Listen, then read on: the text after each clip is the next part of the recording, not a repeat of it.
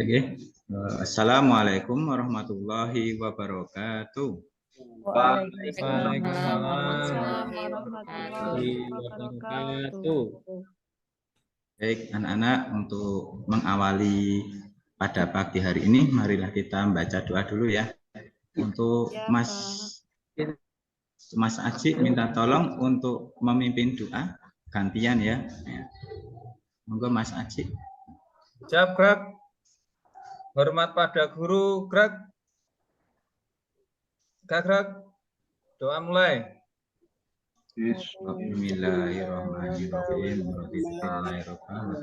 Selesai.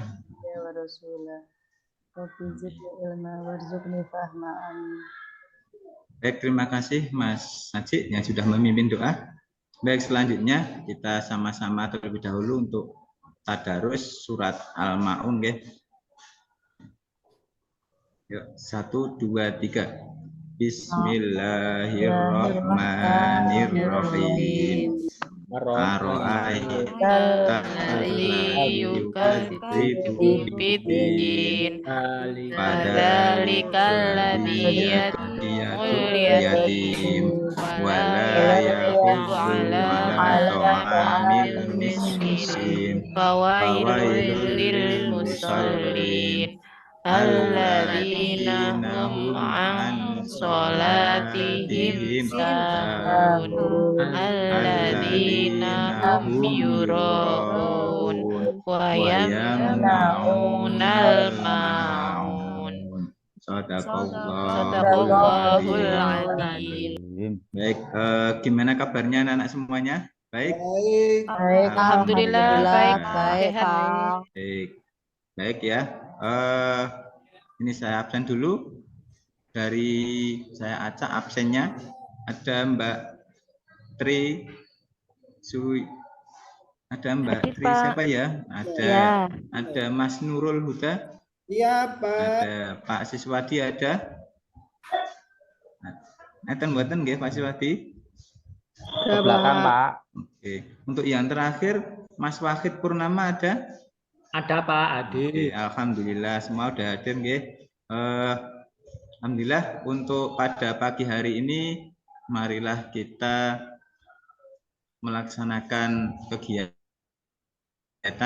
dengan baik. Coba kita cek di sini ada sebuah gambar. Nah, apa yang kalian pikirkan tentang gambar ini? Nah, ini ada seorang petani yang duduk dan di sini ada antrian. Kekurangan air, Pak. Apa Pak ini Pak? Nah. Kekeringan. Kekeringan, Pak. Kekeringan tidak ada air, Pak. Tidak ada air, nggih. Nah, mungkin di tempat kalian ada yang kekurangan air mboten, Bapak Ibu? Anak-anak? Alhamdulillah semua nggih, semuanya. Alhamdulillah. Nah, dari ini yang gambar ini mungkin kita bisa melihat berkaitan dengan sebuah problem ya, problem yang harus kita mungkin bisa kita selesaikan ya, atau mungkin bisa kita mencari solusinya.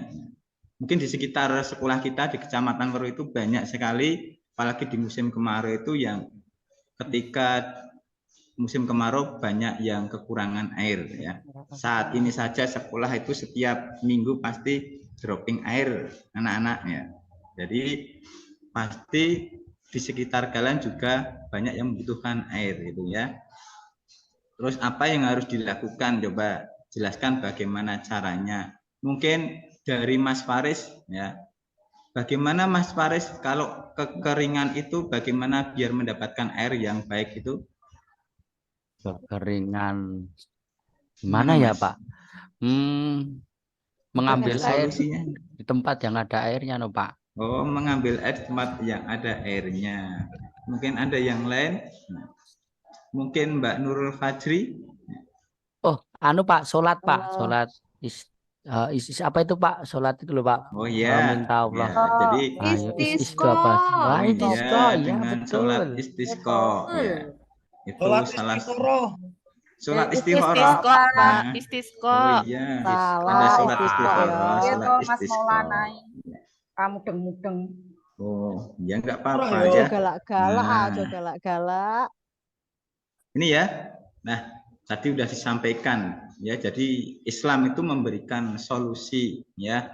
Terkadang ketika tidak mempunyai air itu banyak sekali dengan berbagai cara ya. Ada yang pergi ke dukun, ada yang pergi ke tempat yang lain yang tidak harus seharusnya. Yang itu harus kita jaga akidah kita. Itu ya anak-anak.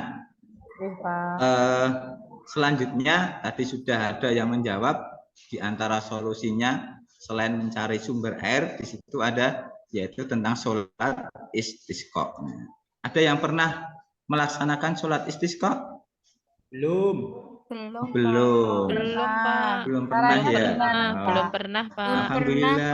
Ya. Nah, di sini berkaitan dengan sholat, saya akan terangkan dulu ya. Biar kita sama-sama tahu, biar semakin paham.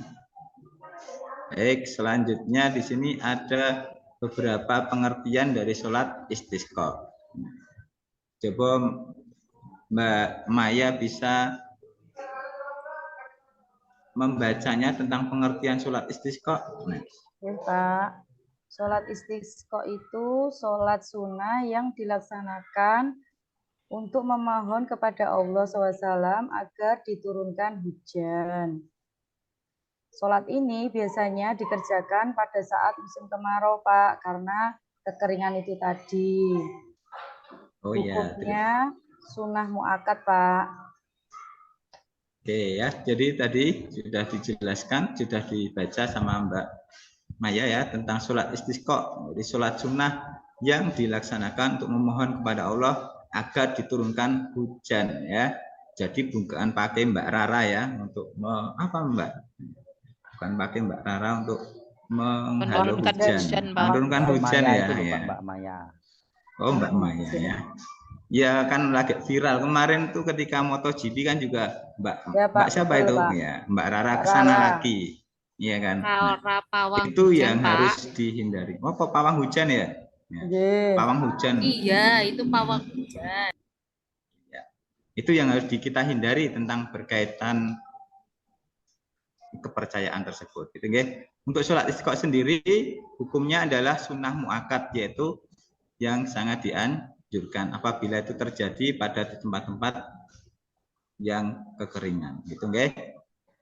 Baik, sampai di sini ada pertanyaan? Ada Pak. Ada Pak. Oh.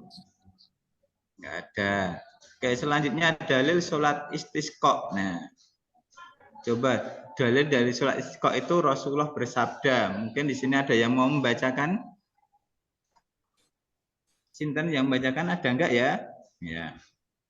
Boleh artinya saja, Pak. Oh ya, artinya Belum saja. bisa, Pak. Oh ya, coba artinya siapa? Saya baca artinya ya, Pak ya. Oke. Dari Ibnu Abbas radhiyallahu anhu, ia berkata, Rasulullah Shallallahu alaihi wasallam keluar dengan penuh tawadhu, berpakaian biasa, tidak berhias, penuh khusyuk, berjalan pelan dan bersungguh-sungguh memohon kepada Allah hingga tiba di musala. Musala apa musola itu, Pak? Tanah terbuka untuk pelaksanaan salat. Beliau pun kemudian naik mimbar dan tidak berkhutbah seperti khutbah kalian ini. Namun beliau tetap dalam doa memohon dengan sungguh-sungguh dan bertakbir. Lalu beliau pun sholat 2 rakaat seperti sudah, Pak. Oh iya, terima kasih Mbak. Tadi siapa nggih? Mbak siapa Mbak? Hermina, Pak. Oh, Mbak Hermina. Oke, terima kasih Mbak Hermina tadi. Ya, maaf ya nggak hafal muridnya semua banyak sekali. Tadi dari hadis Rasulullah pun ya. Jadi Rasulullah SAW itu keluar dengan penuh tawadhu, kemudian berpakaian biasa, tidak berhias, penuh khusyuk, berjalan pelan dan bersungguh-sungguh mohon kepada Allah hingga tiba di musola ya. Atau tanah terbuka untuk pelaksanaan sholat. Beliau pun kemudian naik mimbar dan tidak berkhutbah seperti khutbah kalian ini. Namun beliau tetap dalam doa memohon dengan sungguh-sungguh dan bertakbir, lalu beliau pun sholat 2 rakaat seperti pelaksanaan sholat Id. Jadi untuk sholat istisqa ini tata caranya hampir sama dengan sholat Id. Itu nggih? Sudah paham? Setiap 2 tahun sekali melaksanakan sholat Id kan? Iya. Baik. Tadi dalilnya kemudian tentang ketentuan sholat istisqa. Ketentuannya, ya. Mungkin ada yang bisa membacakan dari persiapannya, siapa ini? Ya. Pak Ketua? Ya, oh iya, silakan. Monggo, tadi Mbak siapa? Ririn, Pak. Oh ya, Mbak Ririn. Semoga Mbak Ririn. Ketentuan sholat istisqa persiapannya adalah diawali dengan puasa 4 hari. Setelah itu kita disuruh untuk beristighfar, taubat kepada Allah. Kemudian para tokoh ulama menyerukan kepada masyarakat untuk melaksanakan puasa dan menghindari maksiat. Yang terakhir, memperbanyak sedekah dan berbuat kebaikan. Sudah, Pak? Oke, terima kasih Mbak Ririn. Nah, tadi ini yang persiapan ya, diawali dengan puasa 4 hari. Ini tidak wajib ya, jadi dari 4 hari itu, ya sebelum melaksanakan, kemudian yang sehari ketika pelaksanaan sholat istisqa. Kemudian memperbanyak istighfar dan bertaubat kepada Allah. Jadi itu, ya. Terus yang ketiga adalah untuk menyerukan kepada masyarakat untuk melaksanakan puasa dan menghindari maksiat. Yang keempat adalah memperbanyak sedekah dan berbuat kebaikan. Jadi yang namanya berbanyak sedekah itu menjadikan kita kemudahan untuk mendapatkan apa? Rizki Allah. Itu ya. Nah, ini persiapannya. Kemudian pelaksanaannya ya. Pelaksanaannya. Monggo ada yang mau membacakan? Saya, Pak. Oke. Monggo Mbak Nurul. Pelaksanaan sholat istisqa. Yang pertama, masyarakat berkumpul di tanah lapang yang telah ditentukan.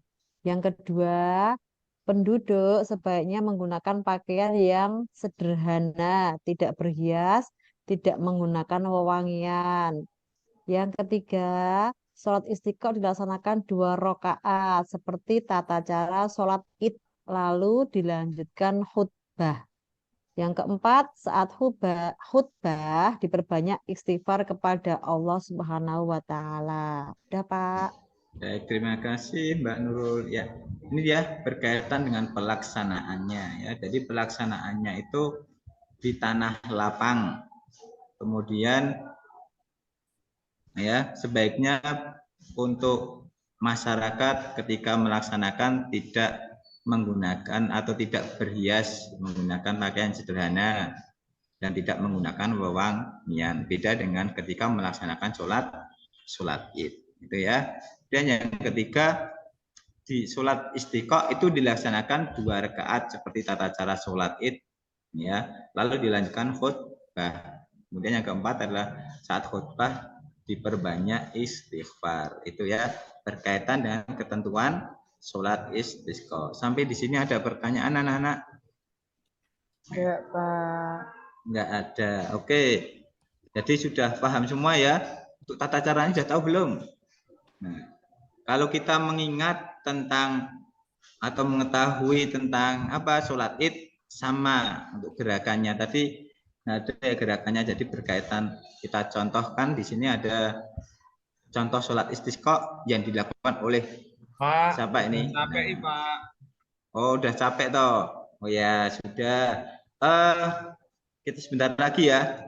Ya, Pak. Jadi ini tadi berkaitan dengan ketentuan sholat istisqa. Jadi nanti silahkan dari apa yang telah dipaparkan tadi bisa menjadi bahan renungan buat kita sehingga kita masih selalu bersyukur kepada Allah Subhanahu wa taala apa yang diberikan sehingga kita tidak kekurangan air gitu nggih.